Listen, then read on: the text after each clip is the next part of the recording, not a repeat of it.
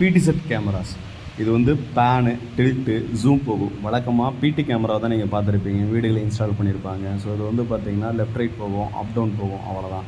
But இது வந்து பிடி செட் கேமராங்கிறது வந்து லெஃப்ட் ரைட் போகும், அப் டவுன் போகும், அது இல்லாமல் ஜூமிங்கும் போகும். ஜூமிங்கிறது சாதாரண ஜூமிங் இல்லை, பர்ஃபெக்டாக கிளாரிட்டியாக ஜூம் பண்ணும். ரொம்ப லாங்கில் இருக்க பொருட்கள், மனிதர்கள், விலங்குகள் மற்றும் வாகனங்கள் இவற்றை அழகாக ஜூம் பண்ணும். ஸோ இந்த கேமரா வந்து இப்போ பார்த்திங்கன்னா எந்த அளவுக்கு தெளிவாக ஜூம் பண்ணுதுன்னு பாருங்கள். இது வெறும் 4MP கேமரா தான் பிடி செட்டில் வந்து பார்த்திங்கன்னா, பட் 25x ஜூமோடு வரும். ஸோ இந்த 25x ஜூமில் தான் வந்து பார்த்திங்கன்னா இப்போ மேக்ஸிமம் ஜூமில் வந்து பார்த்திங்கன்னா இருக்குது.